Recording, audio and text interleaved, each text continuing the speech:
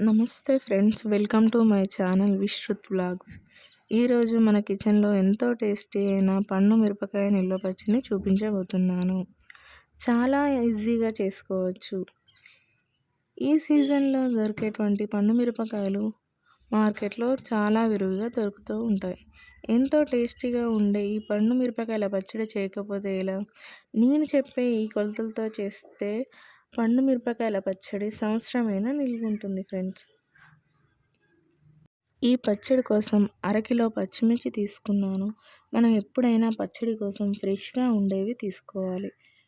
ఈ ఫ్రెష్గా ఉండేవి ఎలా అంటే, మనం మిరపకాయని తీసుకొని నొక్కినప్పుడు కొంచెం గట్టిగా ఉండే విధంగా చూసుకోవాలి.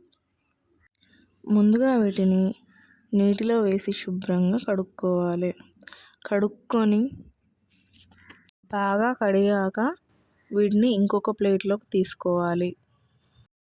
ఇలా ముందుగా తొడుమలు తీయకుండా నీటిలో కడిగిన తర్వాతే తొడుమలు తీసుకోవాలి. ఇలా కడిగి, ముఖ్యంగా పండు మిరపకాయల పచ్చడి ఎక్కువ రోజులు నిల్వ ఉండాలంటే ఇలా కడిగి తూడ్చి అవి ఒక ప్లేట్లో తీసుకొని ఒక 10 నిమిషాలు గాలికి పెట్టామంటే చక్కగా అందులో ఉన్న నీటి ఆవిరి మొత్తం ఆరిపోతుంది.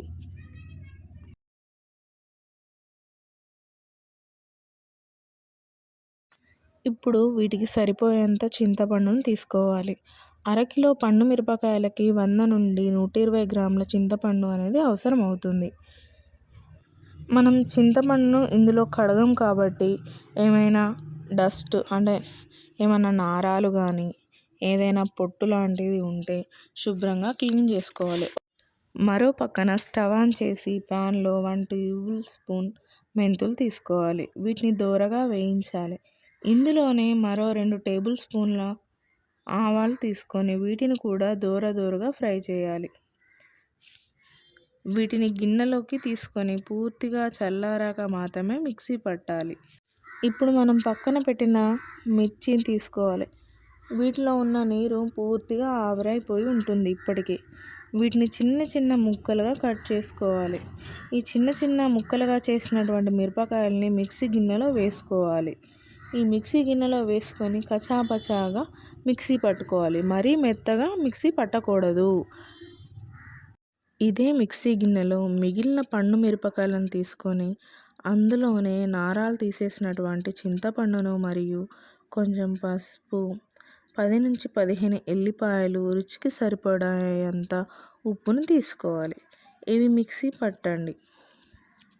ఈ మిశ్రమం మొత్తాన్ని ఇప్పుడు ఒకసారి చక్కగా కలుపుకోవాలి.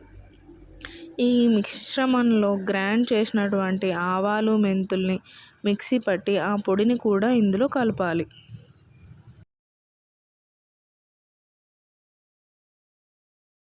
మరో పక్కన స్టవ్ ఆన్ చేసి ప్యాన్లో ఆయిల్ వేడయ్యాక ఇందులో 1 టేబుల్ స్పూన్ శనగపప్పు, 1/2 టేబుల్ స్పూన్ మినప్పప్పు, 1 టేబుల్ స్పూన్ జీలకర్ర, 1 టేబుల్ స్పూన్ ఆవాలు, 10 నుంచి 15 పొట్టు తీసిన వెల్లిపాయలను వేయాలి. వేసి దోరగా వేయించాక పోపు మొత్తం చల్లారాకనే తాలింపు అనేది వేసుకోవాలి. పచ్చడి చాలా రోజులు నిల్వ ఉండాలి అంటే పచ్చడిలో తడి చెంచా కానీ పెట్టడం అలా చేయకూడదు. Thank you for watching my channel.